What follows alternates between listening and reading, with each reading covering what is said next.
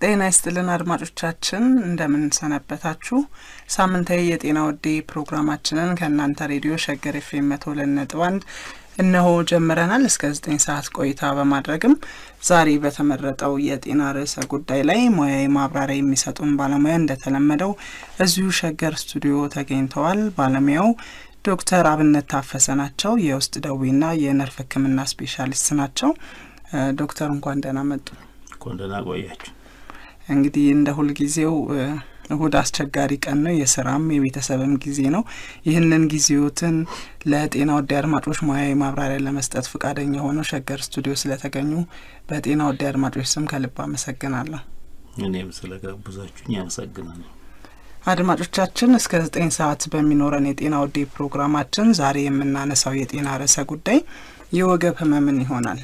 እንግዲህ የወገብ ህመምን ስናነሳ እኛ በተለምዶ ብዙ ሰዎች ወገቤን አመመኝ ሲሉ እንሰማለን።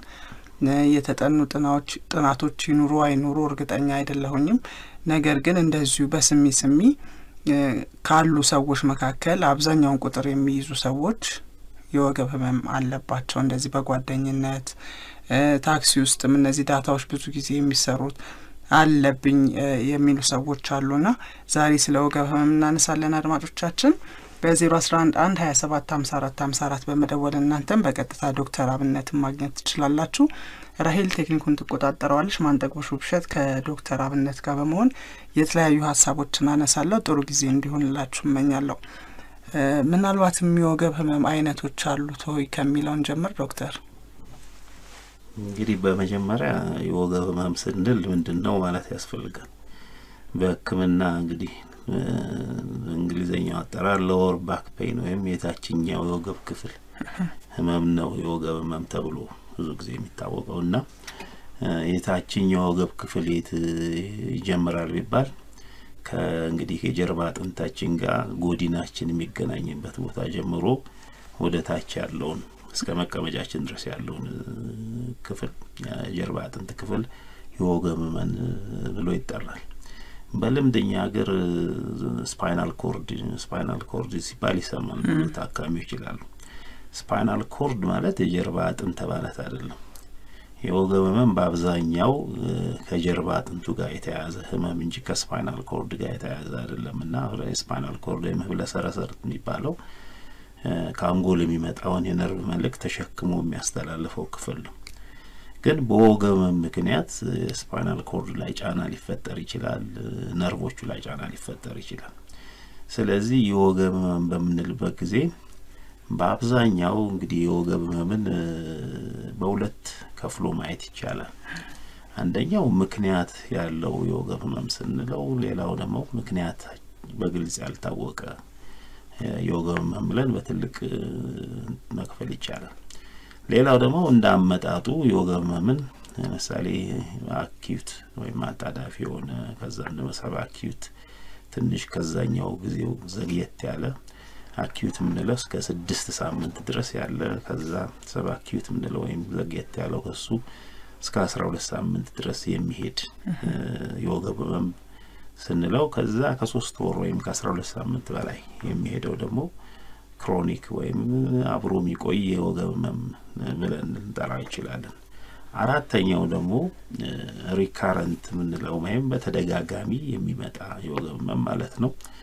ሪካረንት ስንል አንድ ሰው ወገቡን ታሞ ደህና ሆኖ 6 ወር በመካከል ቆይቶ ከ6 ወር በኋላ ከተነሳበት ሪካረንት በተደጋጋሚ መጣ የወገብ ህመም ማለት እንችላለን።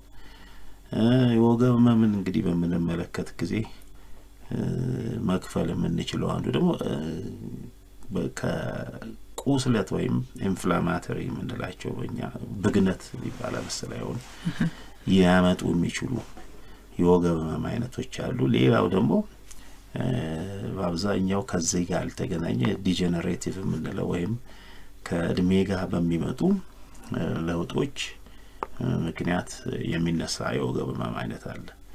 ስለዚህ እንግዲህ ይሄ ለባለሙያ ለመከፋፈያ ተብሎ የተሰራ ነውና የወገብ ያለው ሰው በሚመጣበት ጊዜ ግን ሐኪሙ ይሄንን ታሪክ ነው ዋናው ታሪክ መውሰድ ነው። ታሪኩን ወስዶ ከዛ ካገኘው ታሪክና ከአካል ምርመራ በኋላ አንተ ያለ ችግር እንደዚህ አይነት የወገብ ህመም ይመስለኛል ብሎ መናገር መቻል አለበት። እንግዲህ ለወገብ ህመም ዋናው አሁን ቀደም ያልኩት ለምሳሌ ብግነት ወይም ኢንፍላማቶሪ ባክ ፔን ምንላቸው ነገሮችና ህመሞችና ከእድሜ ጋር የሚመጣው የወገብ ህመም በእድሜ ይለያያሉ።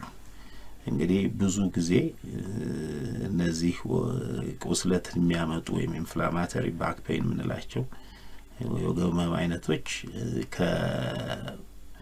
ከእድሜያቸው አንዳንዶቹ ከ30 አመት በታች ይላሉ፣ አንዳንዶቹ ከ20 አመት በታች የሆኑ ወጣቶች ላይ የሚታይ አይነት የወገብ ህመም ነው። በወንዶችም በሴቶችም የሚቀጥለው ግን የቀደም ያልኩት ከእድሜ ጋር የሚመጣል የተባለው የወገብ ህመም አይነት በአብዛኛው ከ35 እስከ 45 ባለው እድሜ ውስጥ በአማካይ 40 አመት አካባቢ ይጀምራል ማለት ነው። ግን በብዛት የሚታየው ይሄ ችግር ከ35 እስከ 55 ባለው እድሜ ባላቸው ሰዎች ውስጥ ነው የሚታየው ማለት ነው። ስለዚህ እነዚህ ሰዎች ማንኛውም የወገብ ህመም ከ20 አመት በታች ሲጀምር ወይም ከ55 አመት በታች ሲጀምር እንግዲህ ለምርመራ ጥንቃቄ የሚያስፈልግበት ቦታ ነው ውሳኔ ለመስጠት ማለት ነው። ስለዚህ በወገብ ህመምን በዚህ መልኩ መክፈል እንችላለን። በአጠቃላይ የጀርባ አጥንታችን 3 አይነት 4 ማያንሱ ክፍሎች ሊኖሩት ይችላሉ። አንደኛ ሰርቫይካል የምንለው ወይም አንገት አካባቢ ያለው፣ ሁለተኛ ቶራሲክ የምንለው የደረታችን አካባቢ ያለው፣ ከዛ ለምባር የምንለው አሁን በተለምዶኛ ሀገር ወገብ ተብሎ የሚጠራው ቦታ መሃል ላይ ያለው ሆድ አካባቢ እና ከዛ በታች ደግሞ ሳክራል የምንለው የዳሌ አጥንታችን ጋር ሄዶ የሚገናኝበትና ከዛ ኮክሲጂያል የምንለው ኮክሲክስ የሚለው ማለት ወደ ጭራው አካባቢ ያለው ነው። እነዚህ 4-5 አይነት የጀርባ አጥንታችን ናቸው። ስለዚህ በአብዛኛው ወገብ ህመም እንግዲህ የሚታየው ከላይ ለምባር የምንለውና ከታች የመጨረሻው ቶራሲክ የምንለው የደረት አካባቢ ካለውና ወደ ታች ደግሞ ሳክራል የምንለው የዳሌ አጥንታችን ጋር የሚያያዘው አካባቢ ነው ወገብ ህመም ያለው። ስለዚህ መነሻዎቹ እንግዲህ ወደፊት እንገልጻለን የተለያዩ ሊሆኑ ይችላሉ ማለት ነው። ግን በአብዛኛው የምናያቸው የወገብ ህመሞች ይሄንን ይመስላሉ። እንግዲህ እድሜ አንዱ አጋላጭ ነገር ነው ብለናል። ከእድሜስ በተጨማሪ ለምሳሌ ድንገተኛ አደጋዎች አሉ። ከነዚህ ውጪ ለወገብ ህመም የሚያጋልጡ ምክንያቶች ምን ናቸው ዶክተር? እንግዲህ አንድ ሰው ወገቡን ታሞ በሚመጣበት ጊዜ ሐኪሙ 3 አይነት አመለካከት ሊይዝ ይገባል ይባላል። አንደኛ ሲሪየስ የሆኑ ወይም ጠንካራ ያለ ችግር ሊፈጥሩ የሚችሉ አይነት የወገብ ህመም ወይም የጀርባ አጥንት ህመም ብሎ ሊያስብ ይገባቸው ነገሮች ሊኖሩ ይችላሉ ከሚሰማው ታሪክና ከሚካሉ ምርመራ ማለት ነው። ሁለተኛው ደግሞ አይነት ምንድነው ተብሎ የሚታሰበው ለምሳሌ ከነርቭን ጋር የተያያዘ ጫና ለነርቭ ላይ ተፈጥሮ ለምሳሌ ራዲኩሎፓቲ ምንለው ወይም የነርቭን መውጫ ጋር ያለው መውጫውን የሚያጣብብ ነገር ወይ ዲስክ ምንለው የሚጫነው ነገር ሊሆን ይችላል። ሶስተኛው ግን ብሎ ምክንያቱም የማይታወቀው ወይም ነን ስፔሲፊክ የሆነ የወገብ ህመም የምንለው ብሎ እነዚህ 3 አቅጣጫዎች መመልከት ይኖርበታል ማለት ነው። ስለዚህ ለመንቀስቀሻ ምክንያቶች ተብሎ ብዙ ጥናቶች ተደርገዋል በወገብ ህመም ላይ። በነገራችን ላይ መናገር የሚያስፈልገው ነገር በዓለም ህዝብ በሙሉ ቢያንስ በህይወቱ አንድ ጊዜ ማለት ወደ 8-9 የሚሆነው ከ10 የወገብ የዓለም ህዝብ ቢያንስ በህይወቱ አንድ ጊዜ ከ3 ሳምንት እስከ 3 ወር ሊቆይ የሚችል የወገብ ህመም ይኖረዋል ተብሎ ይታሰባል። ጥሩነቱ ግን አብዛኛዎቹ ሰዎች ከዚህ ውስጥ ደግሞ 9-10 ከ10 9-8 የሚሆኑት ደግሞ በአጭር ጊዜ ውስጥ ከ3 እስከ 6 ሳምንት ባለው ጊዜ ውስጥ ይሻላቸዋል ተብሎ ይታሰባል። ስለዚህ ቀደም እንዳልኩት ከ6 ሳምንት እስከ 12 ሳምንት ብለን የከፋፈልንበት ምክንያት አንዱ ይሄ ነው። ስለዚህ እነዚህ ሰዎች ብዙ ጊዜ እንደሚባለው ቀደም እንዳልኩትም ምንድነው ሲሪየስ ማደግ ችግር ሊፈጥር የማይችል አይነት የወገብ ህመም ያላቸው ተነስቶባቸው ሊሆን ይችላል። ስለዚህ መነሻ ተብሎ የሚባለው ግን ምንድነው አብዛኛው እንግዲህ በጥናቶቹ ላይ ጠንካራ የሆነ እንትን ተብሎ የተገኙት ቢባል አንዳንዴ ማለት የምንሰራው የሥራ አይነት ይወስናል። ለምሳሌ ብዙ ሰዎች አጎንብሰው ማለት ጀርባቸው ታጥፎ የማንሳት የመግፋት የመሸከም የመሳብ ስራ የሚሰሩ ሰዎች የወገብ ህመም ተጽዕኖ ሊኖራቸው ይችላል ተብሎ ይገመታል። ሌላው እንግዲህ ለረጅም ሰዓት የሚቀመጡ ሰዎችም ለዚህ ነገር ተጠቂ ናቸው ተብሎ በተጨማሪ ደግሞ ለረጅም ሰዓትም የሚቆሙ ሰዎች ላይ የተወሰነ ተጽዕኖ አለው ተብሎ ይገመታል። እንዲህ አይነት ስራዎች አንዳንድ ጊዜ ደግሞ ይሄ የሚንቀጠቀጥ ነገር ያለበት ስራዎች ለምሳሌ ቫይብሬት የሚያደርግ ስራ ላይ ረጅም ሰዓታት የሚሰሩ ሰዎች የወገብም ተጽዕኖ ሊፈጠርባቸው ይችላል ተብሎ ይታመናልና ብዙውን ጊዜ ግን አንዳንድ እንግዲህ ኤቮሉሽን ደግሞ የሚያምኑ ሰዎች ወይም አዋቂዎች የወገብ ህመም ድሮ በአራት እግራችን ስንሄድ ነበር፣ ከዛ ቆመን ስንሄድ የከፈልነው ዋጋ ቆሞ ለመሄድ በሁለት እግር ለመሄድ የከፈልነው ዋጋ ነው ብለው የሚሉ ሰዎች አሉ። ይሄ እንግዲህ እንደራሱ እንዳመለካከቱ እንደምነቱ የሚወሰን ይሆናል ማለት ነው። ህክምና ሳይንሱ ግን ይሄንን አይቀበልም። ያው ተጽዕኖ አለው እንግዲህ ፖዚሽን ማለት ዋናው የጀርባ አጥንታችን አቀማመጥ የፈጠረው ተጽዕኖ ነው ተብሎ ነው የሚታመነውና እንግዲህ ከዝንጀሮ ነው የመጣው ለሚል ሰው ሊሆን ይችላል። ጥሩ አድማጫችን መስመር ላይ ተገኝተዋል። ሄሎ አድማጫችን። አቤት። ጤና ይስጥልን። ጤና ይስጥልን። እሺ ቀጥሉ። ዶክተር አብነትም እዚሁ አሉ። እሺ ሄሎ ይሰማናል። ይቀጥሉ እናት። አይ ወገቤ ግማሽ ወገቤ አንደኛው ወደ በቀኝ ያለው ወገቤ ነው የሚያመኝ እና በጣም ነው የሚያመኝ ወገቤ ይሁን የተለያየም ሁሉ ይመስለኛል ታስሮ። ሁለተኛ ደግሞ የሬዲ በሚመጣ ሰሞን ነው እንደዚህ የሚያደርገኝ። ደግሞ በጀርባ ያለው ነው ቁርጠቱ ሁሉ የሚሰማኝ ስሜቱ እዛ ላይ ነው እና ይሄኛው የምን ችግር ነው? ምን ያህል ጊዜ ሆነው ይሄ ነገር? አዎ ቆይቷል። ረጅም ጊዜ ነው። ከወር አበባ ውጪ ግን ይሄ ህመም የለም አለው። አንዳንዴ ደግሞ የሆነ ስራ በሰራው ጊዜ ስሜቱ አለ። እንደዛ አይነት ስሜት ማለት ነው። እድሜ ምናልባት መጠየቅ እንችላለን? አዎ ከ30 እስከ 40። እሺ ዶክተር ጥያቄ እሺ እንግዲህ የወገብ ህመም ቅድም ስለ ያልኩት ምንድነው ምክንያት ያለው የወገብ ህመም የምንላቸው ነገሮች አሉ። ብዙ ጊዜ ሴት ልጆች የወር አበባቸው የሚመጣ ጊዜ የሆድ ቁርጠት የወገብ ህመም ስሜት ይፈጠራል። ምክንያቱም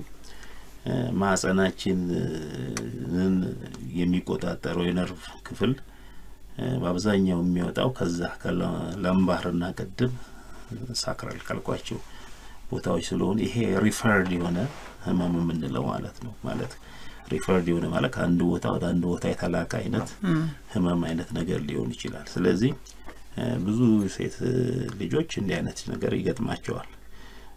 ግን እድሜያችን ደግሞ በሚጨምርበት ጊዜ ቀደም እንዳልኩት ራሱን የቻለ ከእድሜ ጋር የሚመጣ የወገብ ህመም ሊይዛቸው ይችላል። ስለዚህ በዛ ሰዓት የትኛው ነው የሚያመኝ ለማለት ሊያስቸግር ይችላል። ግን የወገብ ህመም ቀደም እንዳልኩት አጎንብሰው ለረጅም ሰዓታት የሚሰሩ ስራዎች የሚሰሩ ሰዎች የወገብ ህመም ተጽዕኖ ይኖራቸዋል ማለት ነው። አንዳንዶቹ አሁን አጎንብሰው ጸጉራቸውን ሲታጠቡ ወይም አልጋ ሲያነጥፉ እንዲህ አይነት ነገር ስራ ሲሰሩ የወገብ ህመም ሊመጣ ይችላል። ስለዚህ አሁን ይሄ የትኛው ነው ብለን ለማለት ሁለቱም ሊሆን ይችላል። አንዳንድ ጊዜ ፔሪየድ ጋር ወይም የወር አበባ በሚመጣበት ሰዓት የሚታየው የወገብ ህመም ሊሆን ይችላል። ምክንያቱም የወር አበባ ራሱን የቻለ ከዛም በተጨማሪ ብዙ ቁርጠትን የመሳሰሉ ኃይለኛ ራስ ምታትም ይነሳባል። ምክንያቱም የወር አበባችን ከሆርሞን መለዋወጥ ጋር የተያያዘ ነውና እነዛ ቅመሞች ሲመነጩ የሚፈጠሩ ነገሮች አሉ። ስለዚህ ለዚህ አይነት ችግር በጣም ከተቸገሩ የማህፀን ህክምና አዋቂዎችን ማማከሩ ጥሩ ነው። አንዳንድ ጊዜ ቀደም ብሎ ፔሪየድ ከመምጣቱ በፊት የተወሰኑ መድኃኒቶች አሉ የሚወሰዱና ያን ኃይለኛ ህመም ከሆነ በተለይ ህመሙን ለመቀነስና እንዳይነሱ ለመቆጣጠር ከመምጣቱ 1 ሳምንት 2 ሳምንት በፊት የሚወሰዱ መድኃኒቶች አሉ። እነሱን መሞከርም ይቻላል። ይሄ እንግዲህ ሐኪም አማክሮ የትኛው መድኃኒት ነው የሚለውን ነገር መወሰኑ ጥሩ ነው። ጥሩ። ቀደም ሲልም እንግዲህ ምንድናቸው ተጋላጭ የሚያደርጉት ምክንያቶች ብለን ስናነሳ የስራ ሁኔታችን አብዛኛውን ጊዜ ቁጭ ብለው ስራ የሚሰሩ ብለናል። በተለይም ደግሞ ቤት ውስጥ ስራዎችን አጎንብሶ ወደ ታች ከመውረድ ይልቅ እነሱን ከፍ እንዲሉ ማድረግ፣ ለምሳሌ ጸጉር መታጠብ በጣም ትልቅ ስራ ነው ለሴቶችና ከፍ አድርጎ የመታጠቢያውን ነገር ከፍ አድርጎ ወደ ላይ ቀና የሚሉበት ሁኔታ ማመቻቸትም አንድ አጋጣሚ ይመስለኛል። ሌላ እግርን አጣምሮ መቀመጥ ይያዛል። እንግዲህ የወገብ ህመም ላይ ስንቀመጥ ትክክለኛ አቀማመጥ መቀመጥ አለብን ተብሎ ነው የሚባለው። የወገብ ጤንነት ከሚባሉት አንዱ አቀማመጥ በትክክል መቀመጥ ለአንገትና ለወገብ ህመም ሲባል ማለት ነው። ስንጽፍ አንዳንድ ሰዎች በጣም አቀርቅረው ጭንቅላታቸው ጠረጴዛውን እስኪነካ ድረስ አቀርቅረው የሚሰሩ ሰዎች አሉ። የስራው ባህሪ ሊሆን ይችላል። ምክንያቱም ብዙ ጊዜ ረጅም ጽሁፍ ወይም ከዛ ጋር የግድ ቀርቦ ማየት ያለባቸው ነገር ከሆነ ይሄ አይነት ተጽዕኖ ነው። ሌላው ደግሞ ዘመኑ ያመጣው ይሄ ቴክስት ማድረግ የሚባለው ነገር አቀርቅሮ ቴክስት ለረጅም ሰዓት የሚያረጉ ሰዎች የሚያነቡ ሰዎች አንገት ህመም ላይ ተጽዕኖ ይፈጥራል። ወገብም ልክ እንደዛው ነው። ስንቀመጥ ለረጅም ሰዓታት በአንድ ተጠማዘን ወይ ትክክል ባልሆነ አቀማመጥ መቀመጥ ትክክል አይሆንም። ብዙ ሰዎች ደግሞ ልምድ አላቸው የትን ቦርሳ ከኋላ ኪስ ማስቀመጥ የሚባለው ነገር እሱ አሁን አቀማመጥን ትክክል ስለማያረግ እነዚህ ነገሮች ማስቀረት ይኖርባቸዋል። ይሄ ጥንቃቄ እንግዲህ ከምናረገው ሌላው እቃም ወደቀ ትንንሽም ነገሮችም ወደቁ አጎንብሶ ላለማንሳት መሞከር ነው። ማለት ቁጥጥ ብሎ ማንሳት ትንሽም እቃ ማለት ነው። በርከክ ብለን ከጉልበታችን ሸብረክ ብለን ማንሳቱ ይሻላል ተብሎ በተለይ ከባድ የሆኑ ነገሮች ከ12 ኪሎ ግራም በላይ የሆኑ ነገሮች ከአንድ ላይ ከሁለት ሰው ጋር ማንሳቱ የተሻለ ይሆናል ማለት ነው። እና ብዙ ሰዎች አሁን አንዳንዴ ትንሽም ነገር እናነሳለን ብለው አጎንብሰው ያለኛው ገመም ጀምሯቸው የሚመጡ ሰዎች አሉ። ሌላው እንግዲህ አገላቸውንም ሲታጠቡ ጫማም ሲያደርጉ በርጩማ ላይ ቁጭ ብሎ ወንበር ላይ ቁጭ ብሎ ማለት በተለይ ወገባቸውን ያማቸው ሰዎች ወገባቸውን በጣም አጎንብሶ ላለማድረግ ይሄን ማድረግ ይኖርባቸው። እነዚህ አስፈላጊ ሆኑ ጥንቃቄ ከህክምናው ማንሱ ጥንቃቄዎች ናቸው ማለት ነው። መደገፍ እንግዲህ ያው ኖርማሊ አንድ ሰው ትክክለኛ አቀማመጥ ተብሎ የሚባለው ከጀርባችን ቀጥ ብለን ተደግፈን የምንሰራን በምንሰራበት ጊዜ ከጠረጴዛው ራቅ ብለን ያንን ነው ማቀኛ 90 ዲግሪ ይሄንን ለማድረግ እንግዲህ ለረጅም ዘመን ይሄ ፖስቸር ምንለው ነገር የሰውነታችን ከወለድን ጊዜ ጀምሮ የምንለምደውና ልክ እንዴት ነው ጭንቅላታችን ውስጥ አንጎላችን ውስጥ የተቀመጠ እንትን ነው የሚሆነው ማለት እንግዲህ ምንድነው የሚባለው በዘመኑ አጠራር የራሳችን አንጎላችን ሶፍትዌራችን ነው። ያ ሶፍትዌር ውስጥ ኦሬዲ ፊክስድ የሆነ የተገጠመ ነገር ነው እንደብለው ነው የሚታሰበውና ብዙ ሰዎች አሁን ያንን ለመቀየር በጣም ዘመናት ሊፈጅባቸው ይችላልና ይሄንን ጥንቃቄ ማድረግ አስፈላጊ ነው። ጥሩ አድማጮቻችን ጤናው ዲን በሸገር ኤፍኤም 102.1 በመከታተል ላይ ትገኛላችሁ።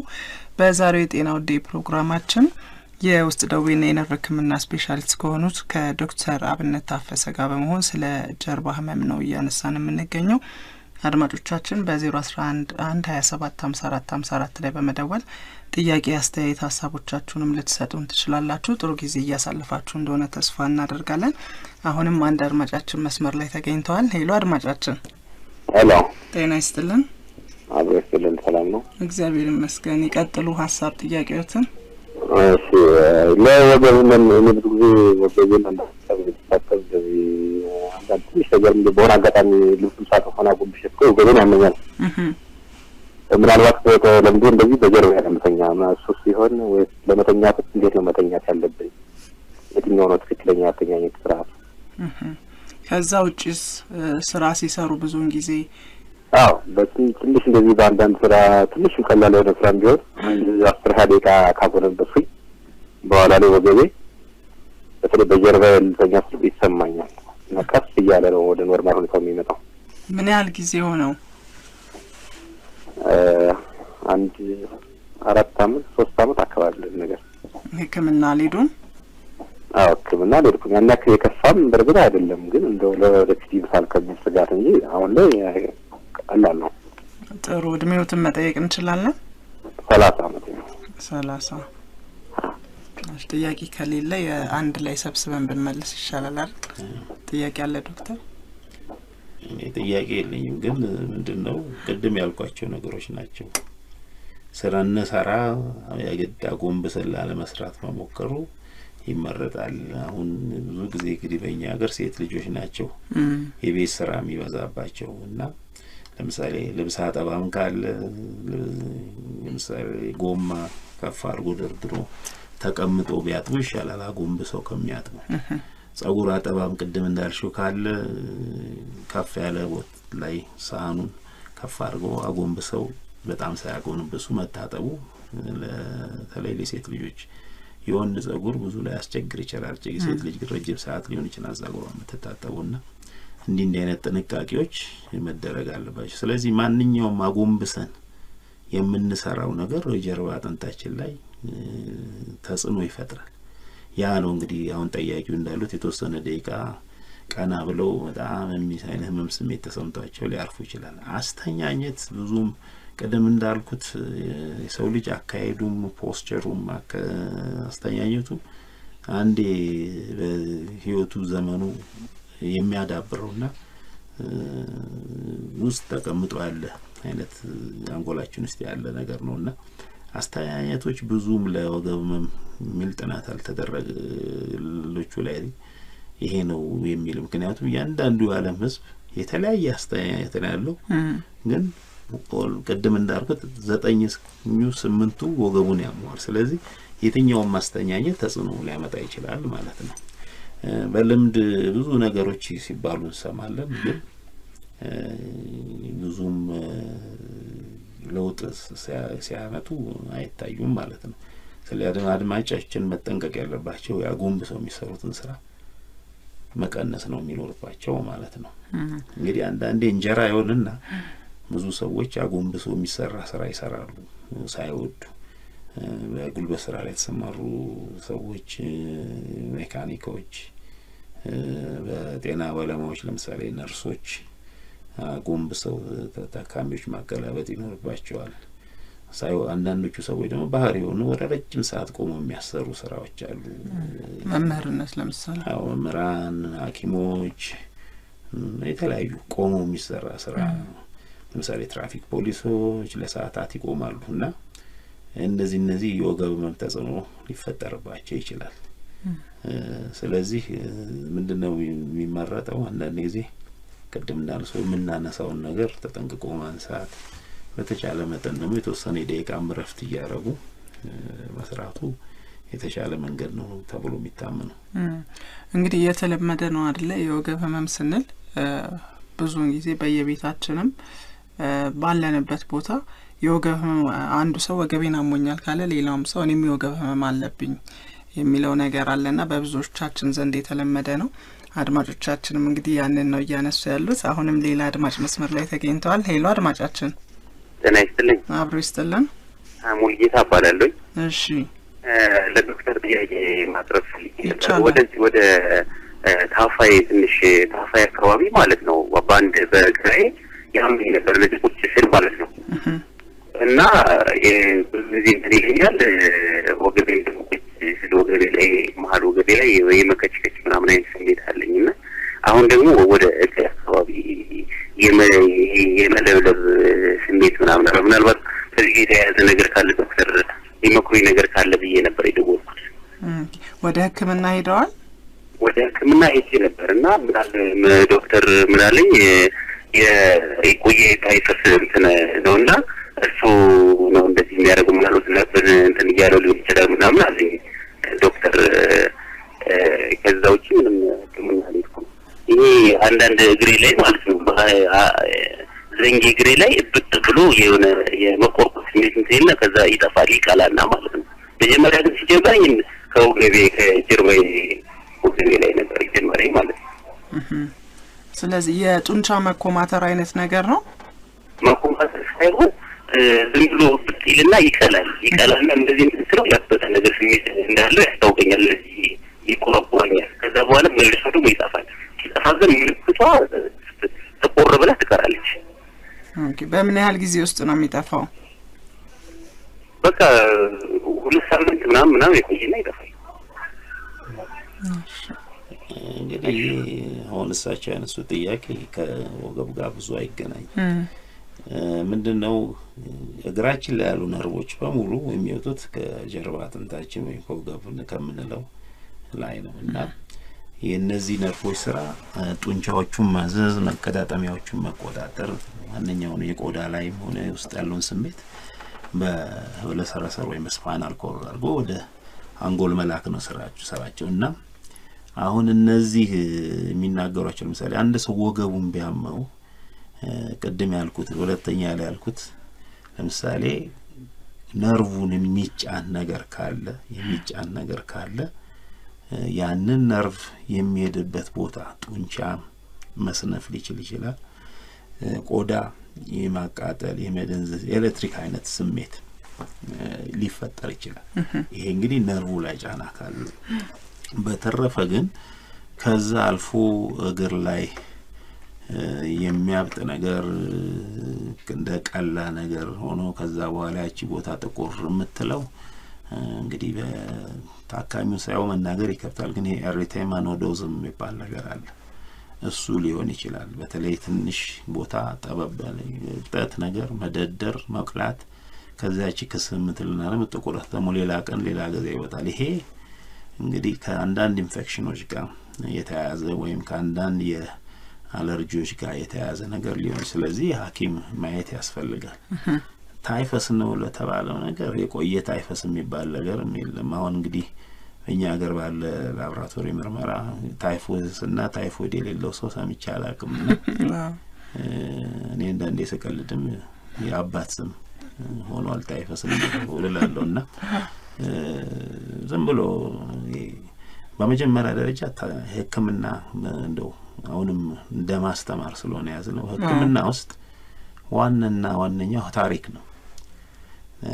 ምክንያቱም ታሪክ ሲጠየቅ እያንዳንዱ ህመም የራሱ አፍንጫ፣ ጆሮ፣ አይን፣ ጥርስ እንደምንለው ሰው አለውና በታሪክ ይህንን ማረጋገጥ ያስፈልጋል እና በዛ ሐኪሙ በሽተኛውን ታካሚው የሚጠይቅበት ጊዜ ይሄንን ስዕል ለመሳል ነው የሚሞክረው እና በዛ መሰረት ነው በሽታ ህመም አለ ተብሎ ይባላል። ትኩሳት የሌለው ሰው ምንም አይነት ትኩሳት ሳይኖረው ታይፎይድ አለበት ተብሎ ይባላል። ወይም ጉንፋን ይዞት በፊት ለፊት እየሳለ ነፍጡ እየተዘረገረገ እየታየ ታይፎይድ ነው ተብሎ መልስ ይሰጣልና ይሄ የዘመናዊ ሕክምና ሳይንስ የማይደግፈውን ነገር ባካሄድ ነውና ባለሙያዎቻችንም በዛ ላይ ነው እንጂ መመርኮዝ ያለበት ታሪክ መርምረው የአካል ምርመራ አድርገው ከዛ ላብራቶሪ የሚመጣው ታካሚው ጋር ማሳከር ነው እንጂ ታካሚውን የማይገልጽ የላብራቶሪ ምርመራ ትክክል ነው ተብሎ መታመን የለበትም። ይሄን ነገር ግን እንዴት ነው ማጥፋት የሚቻለው? እኔም ይገጥመኛል በቤተሰብም በጓደኛም። እንግዲህ አሁን ያልኩት ነገር ነው ምንድነው የትኛው የጤና ባለሙያ አሁን ያልኩትን ነገር ማድረግ አለበት። የተማረውም አንድ ሐኪም ሲማር ታሪክ እንዲወስድ ነው የመጀመሪያ ትምህርት። ታሪክ ቦታ መስጠት ያለበት ለታሪክ ነው ወይ ሂስትሪ ለምንለው ነገር ማለት ነው። ከዛ በኋላ ታካሚውን መርምሮ ታካሚው ደግሞ ለምሳሌ አሁን ቅድም እንዳልኩት ታኩሳት የሚባል ነገር ምን ነገር የሌለው ሰው ለምሳሌ ታይፎይድ የሚባለው ህመም ካርስታችን ውጭ እየወጣ ነው እንጂ ታይፎይድ የሚባለው ህመም ለምሳሌ ትኩሳት አለው። ምን አይነት ትኩሳት ነው? ራሱን የቻለ የትኩሳት አይነት አለው። በፈረንጆቹ ልክ ስቴፕ ላደር አፒራንስ ይባላልና አንድ ቀን ይጨምርና ከዛ ቀጥ ብሎ ያንን ከነበረበት ቦታ ደግሞ ወደ ላይ ይጨምራል። ከዛ ደግሞ ይቆምና ወደ ላይ ደግሞ ይጨምራል። ልክ ደረጃ የሚመስል ነገር የሚሰራ እንደው ያንን በመመዝገብ ብቻ እንኳን ታይፎይድ ዳያግኖስ ይደረጋል ማለት በፊት የነበሩት ሐኪሞች ጥንት ይሄንን ነበር የሚያደርጉት። አሁን ግን ዝም ብሎ ላብራቶሪ ምርመራ እየተሰራ ታይፈስ ነው ያለበት ታይፎይድ ነው ያለበት ደግሞ አንዳንዴ ታይፈስም ታይፎይድ ነው ያለበት። ሁለቱ በሽታዎች ራሳቸው ብዙም ግንኙነት የላቸውም። ውሃ ወለድ የሆነ ወይም ምግብ ወለድ የሆነ ህመምና ከፓራሳይት ጋር ወይም ከሌሎች ጋር በተያያዘ ምክንያት የሚመጣም በሽታ አንድ ላይ አድርጎ እንደዛ ይባላልና በመጀመሪያ ደረጃ በአገራችን ውስጥ ያለውን ትልቁ ስህተት በየምለው ሰዎች የሚታከሙት ሐኪም ጋር ሳይሆን ላብራቶሪ ሆኗል የሚታከሙት። ላብራቶሪ ሄደው ደም እየተሰጥቼ እንደዚህ ያሉኝ የሚባል ነገር አለ። ይሄ ትክክል አይደለምና መንግስት ህግ አለው ለዚህም እና አሁን ብዙ ነገሮች ላብራቶሪ ደም ሰጥቼ ኮሌስትሮል አለብህ እንዲህ አለብህ ተባልኩኝ ይባላል። በዚህ በወገብ ህመም ውስጥም ስናይ ሰዎች ሐኪም ጋር ሳይሆን የሚሄዱት በቀጥታ ወጌሻ ጋር መሄዳል፣ ፊዚዮቴራፒ መሄዳል፣ ካይሮፕራክተር ጋር መሄዳል። ይሄ ትክክለኛ አካሄድ አይደለም። መጀመሪያ ህክምና ዳያግኖሲስ ነው። ህክምና በሽታው ይሄ ነው መባል አለበት። መታሸት የሌለባቸው ህመሞች በጣም ብዙ አሉ። ለምሳሌ በአገራችን የቲቢ ህመም ሳምባን ብቻ ሳይሆን የጀርባ አጥንትንም ሊያጠቃ ይችላል። ቲቢ ህመም ይዟቸው ጀርባ አጥንታቸው ሲታሹ ብለው ያገኟቸው ታካሚዎች አሉ። ያ በሰውየው ላይ ምን ተጽዕኖ ያመጣል እንግዲህ ያው ማወቅ ይቻላል። ምክንያቱም ቲቢው ራሱ አጥንቱን በልቶ መስበር ነው የሚያመጣው። ስለዚህ ሰዎች ይህንን ሳያደርጉ በግምት ፍሎሃ ገብቶ መታሸት ወይም ሌላ አይነት ነገሮች ማድረግ አይደለም። መጀመሪያ ህመሜ ምንድነው? ስለዚህ በዚህ አጋጣሚ ሌላ ማስታወስ የምፈልገው አንድ ሰው ወገቤን አመመኝ ብሎ በሚመጣበት ጊዜ አሳሳቢ ናቸው ወይም አደገኛ ሬድ ፍላክስ ምንላቸው ወይም ቀይ ባንዲራ ቀይ ምልክቶች ምንላቸው ነገሮች አሉ። አንዱ እድሜ ነው። ከ55 አመት በኋላ የሚመጣ የወገብ ህመም ያለማቋረጥ ህመሙ እየጨመረ የሚሄድ የወገብ ህመም ከ20 አመታት በታች ከ20 አመት በታች የሚፈጠር የወገብ ህመም ከዚህ ቀደም ደግሞ የካንሰር በሽታ ያላቸው እድሜያቸውን ከፍ ያሉ ሰዎች ለዚህ ሊጋለጡ የሚሆኑ ሰዎች ላይ የሚመጣ የወገብ ህመም በተጨማሪ ደግሞ ምክንያቱ ያልታወቀ የሰውነት መክሳት የተፈጠረባቸው ሰዎች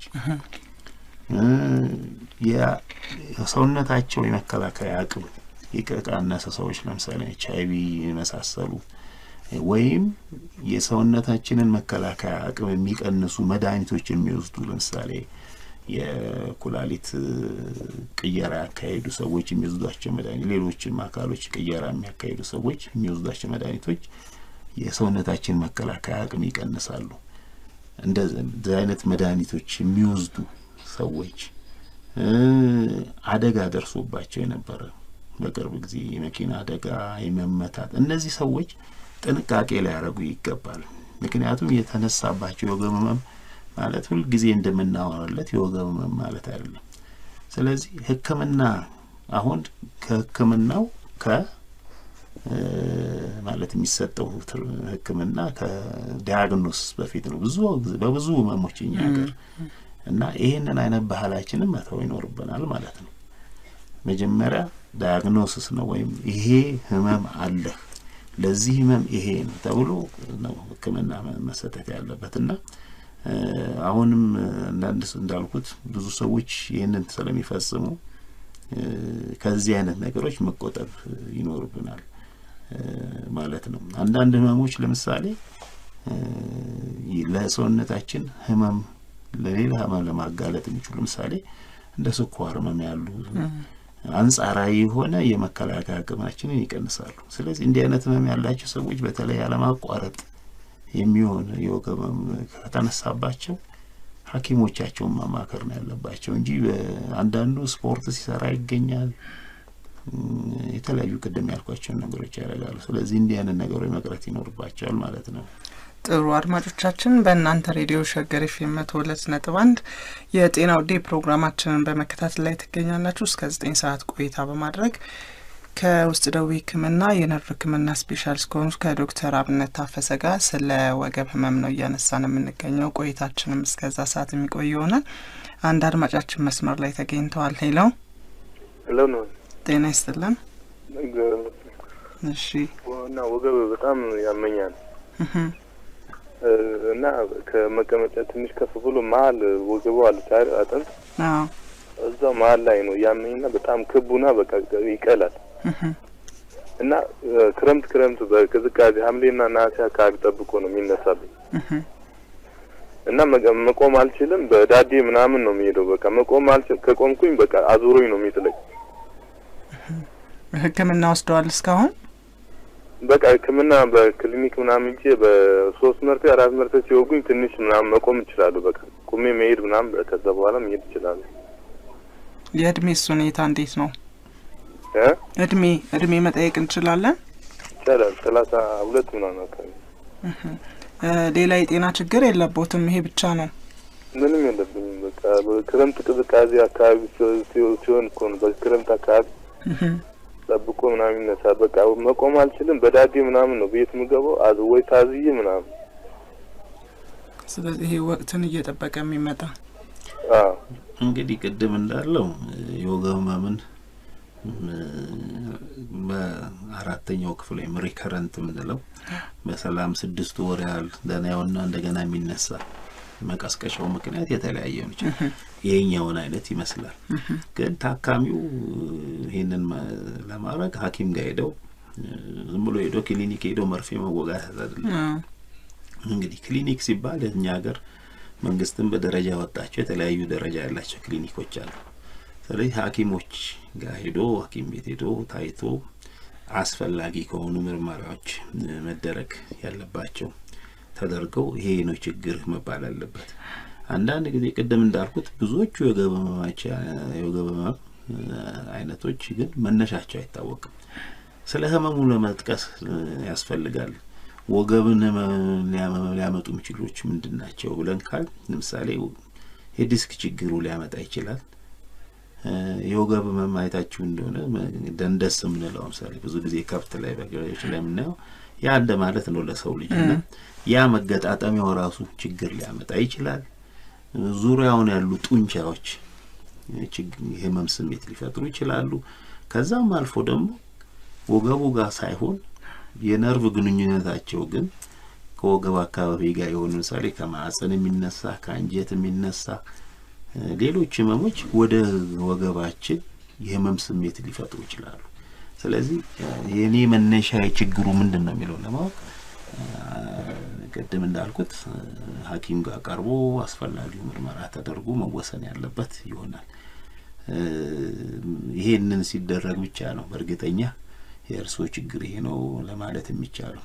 ግን እንደማንኛውም አይነት ማስታገሻ ስንወስድ ሊሻለን ይችላል። የወገብ ወደ ህክምናው በኋላ ስለምንመጣ ምንድነው መደረግ ያለበት የሚለው ስንል አንዱ ይሄ ነው ማለት ነው፣ ማስታገሻ መውሰድ ማለት ነው። ዋናው ግን ያው በዚህ ፕሮግራም ማስተላለፍ የምፈልገው መልእክት ምንድነው ታካሚዎች ወይም ማንኛውም ዜጋ ህመሙ በሚኖረው ጊዜ ለአንድ ነገር አጭር መልስ ማግኘት ስህተት ነው። ከጠያቂዎቻችን ብዙዎቹ ሐኪም አይተሃል ሲባል ብዙዎቹ ሰዎች ሐኪም ጋር ሄዱ እና ሐኪም ጋር እንደርሰው ደግሞ መልስ ያልማያገኙ ብዙ ሰዎች አሉ። ይሄ ምንም የማይታበል ነገር ነው እና ይሄንን ካደረጉ ግን ቢያንስ የተሻለ ነው ተብሎ የሚታመነው መጀመሪያ ሐኪም ጋር ቀርቦ ሐኪሞቹም ደግሞ ማስታወስ የምፈልገው ነገር ታሪክ ይሄ ሁላችንም ሕክምና ትምህርት ቤት የተማረው ነገር ይሄ ነው። ታሪክ ሳንወስድ ላቦራቶሪ ምርመራ ኤምአርአይ ሲቲ ስካን ማዘዝ ጥቅም የለው። መጀመሪያ ታሪክ አይተን ሰውየው ላይ ደግሞ ምን አገኘን የሚለውን አካል ምርመራ አድርገን ከዛ በኋላ ነው መወሰን ያለብን እና ይሄንን ሳናደርግ የምናደርገው ነገር ግን ሙያችንንም እያስከበርን አይደለም ማለት ነው። ምክንያቱም አንድ ሕክምና ባለሙያ ሙያውን በሚማርበት ጊዜ የራሱ ሙያው ኤቲክስ አለው። ያንን ነገር ነው ታሪክ አስፈላጊ አይደለም ብሎ የሚያስተምር የሕክምና ትምህርት ቤት አስተማሪ ያለ አይመስለኝም።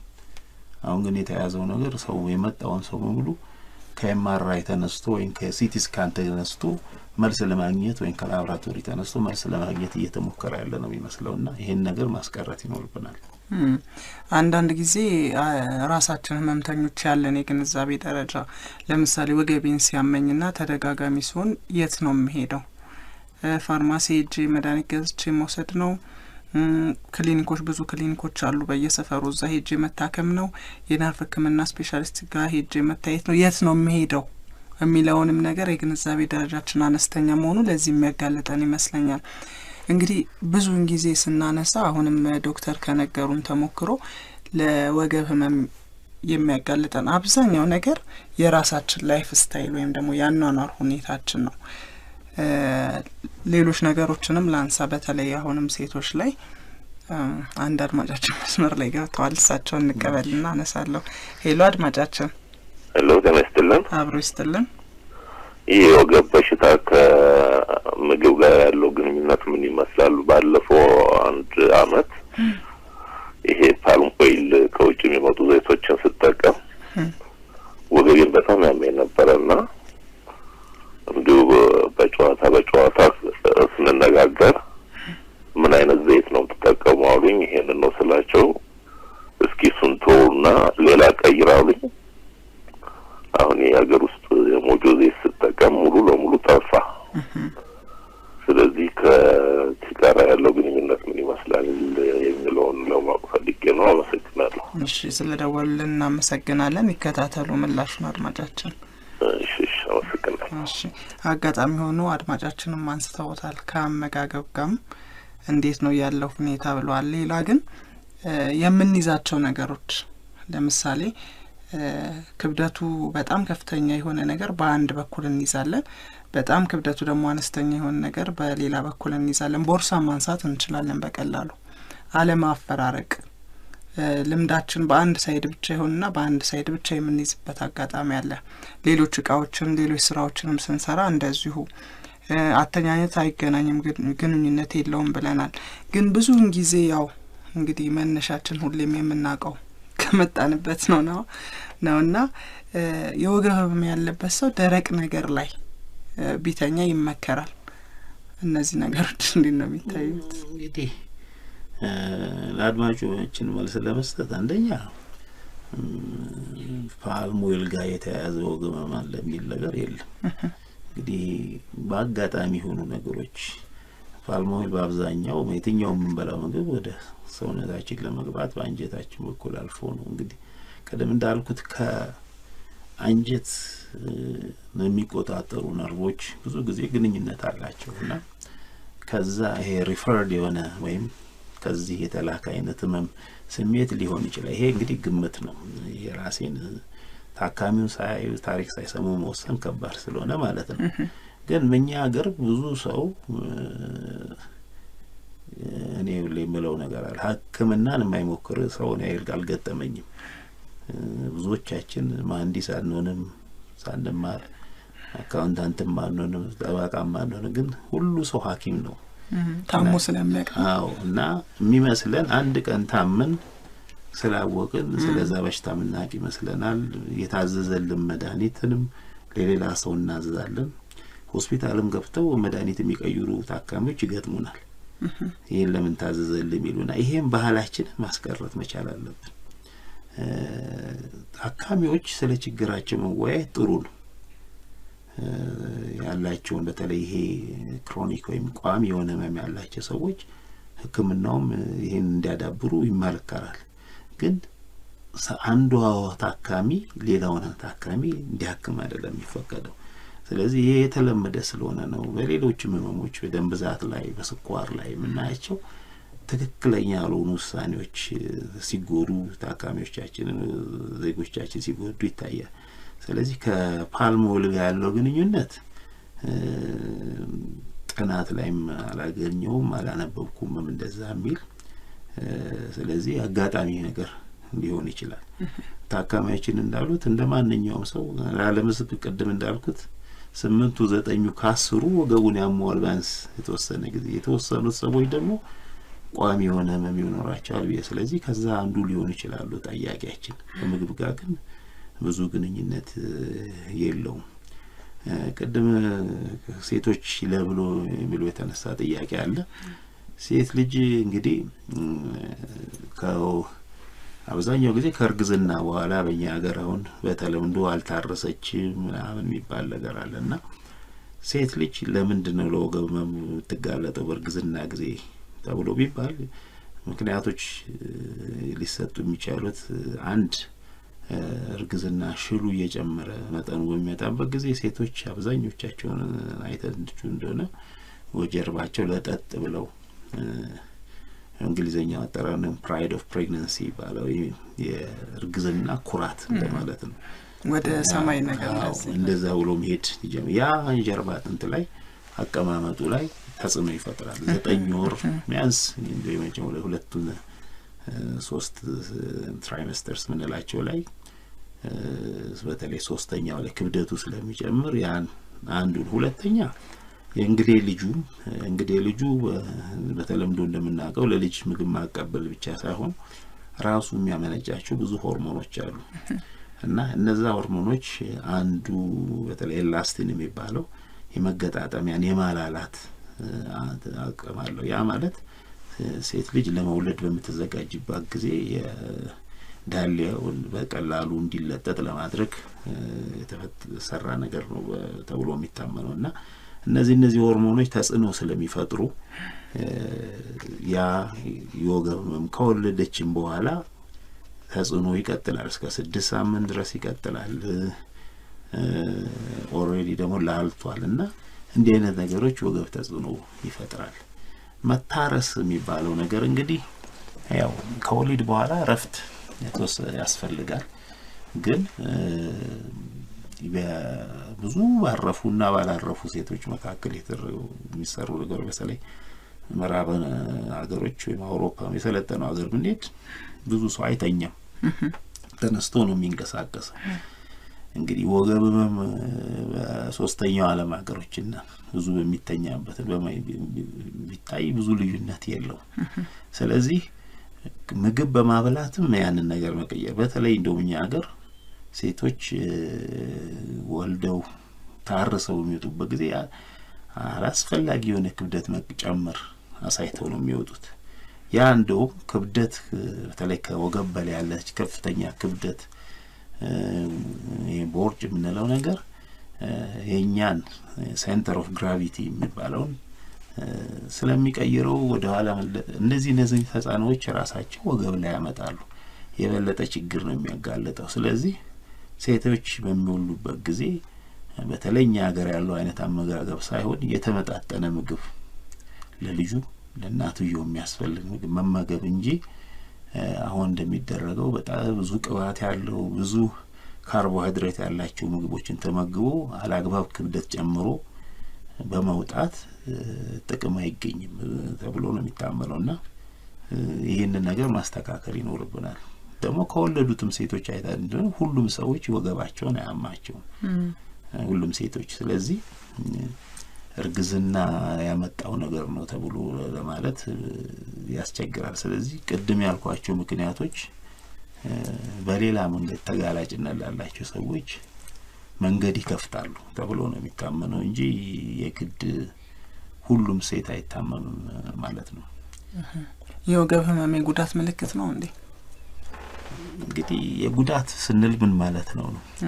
አብዛኛው እናቶች ኢትዮጵያውያን እናቶች አብዛኛዎቹ ደልቷቸው አይደለም ልጅ የሚወልዱት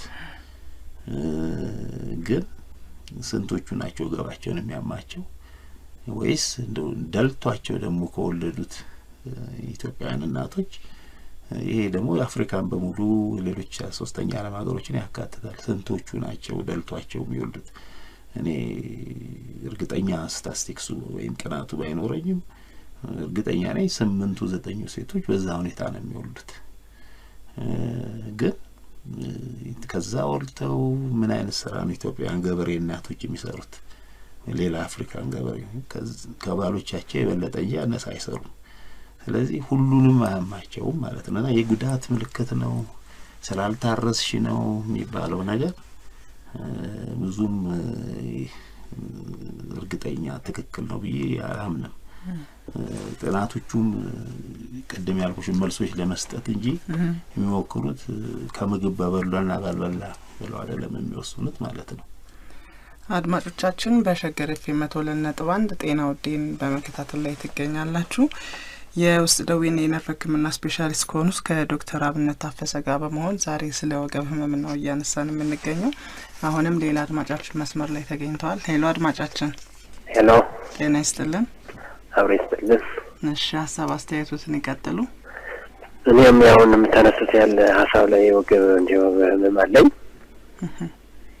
አሁን ከላይ ወርዶ ወደ መቀመጫ መሀል ላይ ያለ ወይ ደግሞ ዲስክ አካባቢ ማለት እዛ ላይ ነው የሚሰማኝና ያው 2006 አካባቢ ነው መነሻው በየምገመተው የሆነ ሱካር ስቶር ላይ ሰራ ነበርና ያው ሱካር ለ200 ኪሎ እንትን ይዘኝ ሄደና ያን ጊዜ አመመኝ በቃ ማታ ማልተኛ አልቻልኩም ከዛ በኋላ ያው በባዝሊን እንደተለምዶ ያው አይሾና ያው እሺ ያው ተኛው ትንሽ ተወኝ በመሃል ላይ ያው ከረምት በቃም ስፖርት ምናምን ሰራ ነበር በዛም የሚነሳይና ስራው ነው ብዬ ብዙ ጊዜ ቆያለሁ ስቆይ ያው ተወኛል አላልኩ ያው አጋጣሚ ገበሬ ልጅ ላይ ያው አጨዳ ሰሪት ማጋጣም ጎንበስ ብለን የምታጅደው ተቀምጣ አይደለም ያ ሳይችን ምንም አይሰማኝም ማታ ግን ስተወሰራ ለተወስል ባምልደቅና አልቀና በስንት መከራከናለሁ ተንቻለሁ እንደዛ ያልኩ ከዛ በመሃል ላይ ተወኝ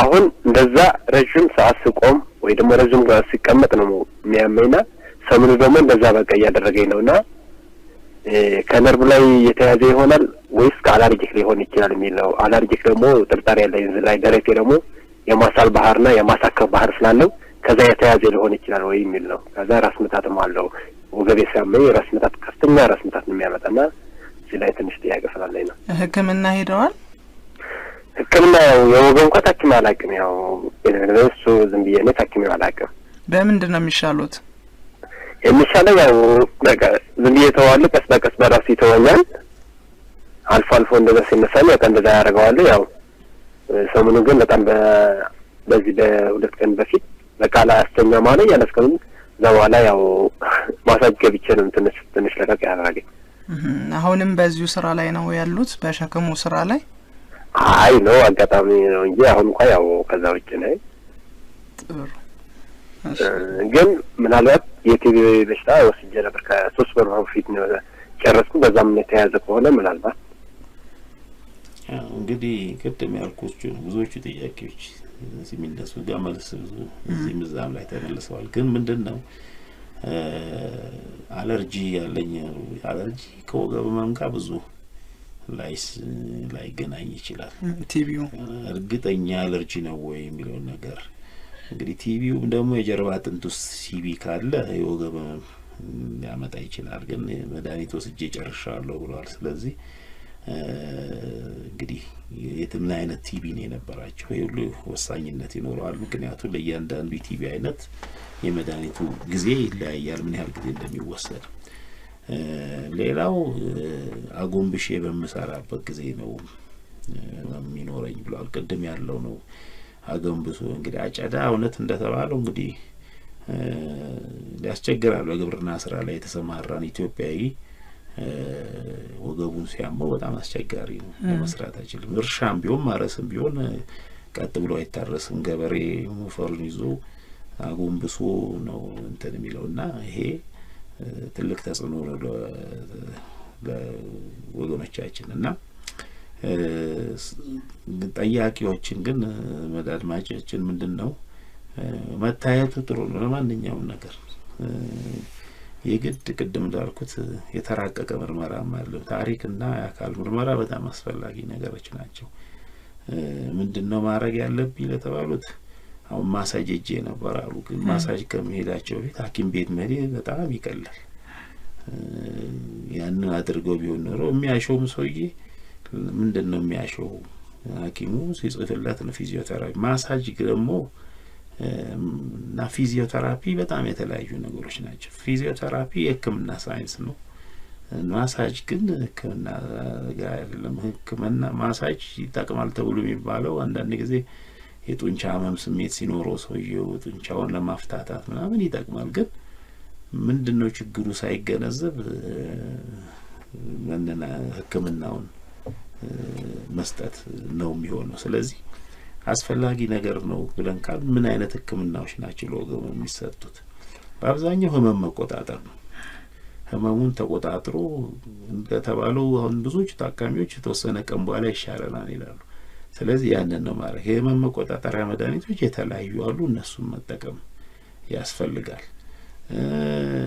አንዳንድ እንግዲህ አሁን ቅድም እንዳልኩት ፊዚዮቴራፒ ለምሳሌ በተለይ እንደዚህ ጡንቻው ላይ የመስነፍ ነገር በጣም ህመም ያላችሁ ቅድም ያልኩት ነርቡ ላይ ጫና ሲሆን ፊዚዮቴራፒ ማድረግ አስፈልጋይ ይሆናል ግን አሁን ብዙ ጊዜ እዚህ ጋር እንደምንሰማው አንዳንድ ህክምና የሚሆን ሌላ ሙያ ላይ ተሰሩ ሰዎች ልክ ታምር እንደሚሰሩ ነገር አድርገው ሲናገሩ እንሰማለን ታምር የሚሰራ ሰው የለም ዝም ብሎ የኮገመም ራሱ ከባህሪው አንፃር 3 ሳምንት ይቆያል 6 ሳምንት ይቆያል እንዳልኩት ማለት ነውና ያንን ህመሙን ተቆጣጥሮ